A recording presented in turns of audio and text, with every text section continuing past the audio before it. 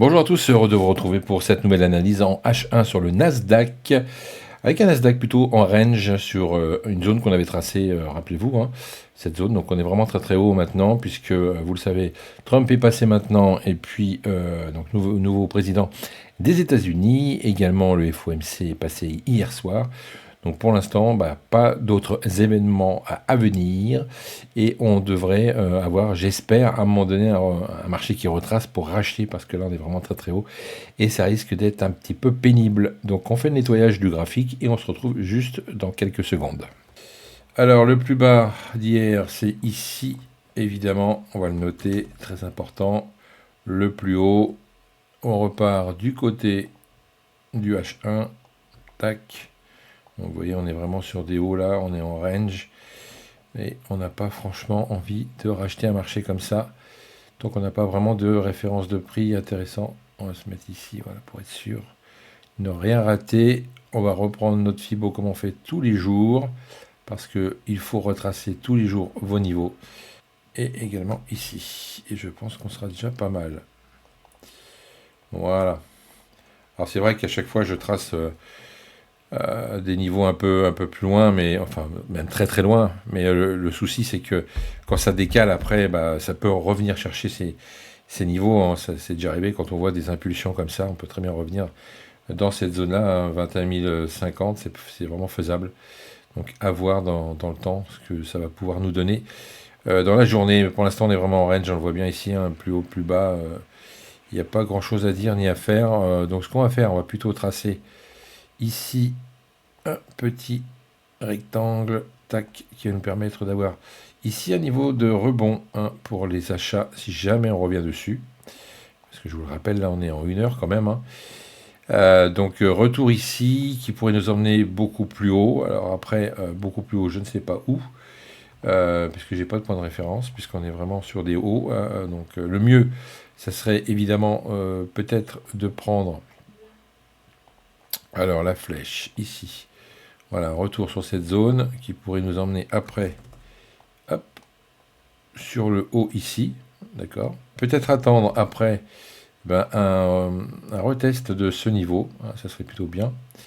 Ça nous permettrait, enfin si j'y arrive, ça nous permettrait d'avoir des tests et retests ici, sur ce niveau intéressant à 21 250, pourquoi pas.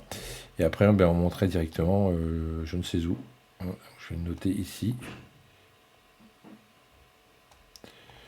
Donc voilà, et on montrait après, voilà, il n'y a pas vraiment de niveau plus haut pour l'instant. On va attendre, une fois de plus, il faut être factuel, et puis il faut attendre de voir comment le prix va être travaillé, mais ça c'est une possibilité.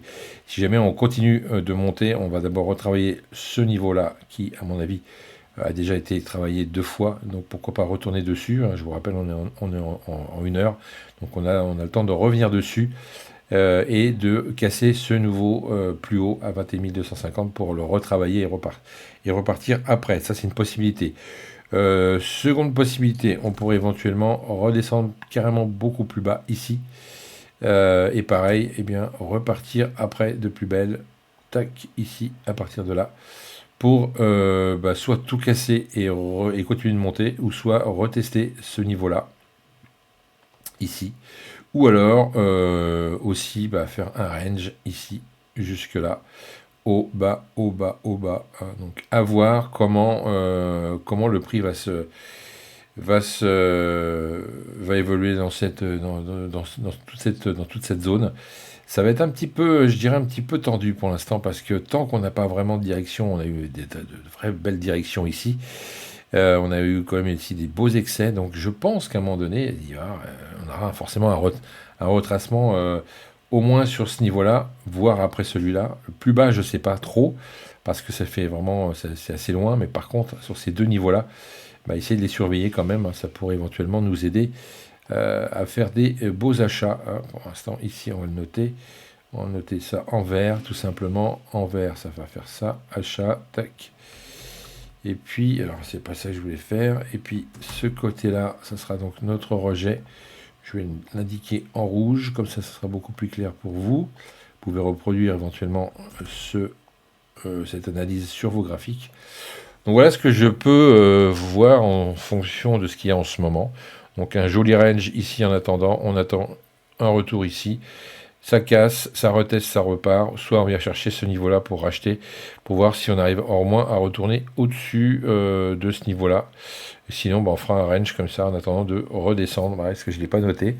Mais on pourrait aussi avoir ce genre de choses. Je vous le note. On pourrait aussi repartir comme ça, avec des retests et repartir directement vers le bas. Donc voilà. Donc deux grosses zones intéressantes, hein, 21 050, 21 150 et la cassure des 21 250 si on doit continuer de monter. Je vous souhaite une excellente journée de trading, un bon week-end et on se retrouve lundi pour de nouvelles analyses sur le Nasdaq en H1. Ciao.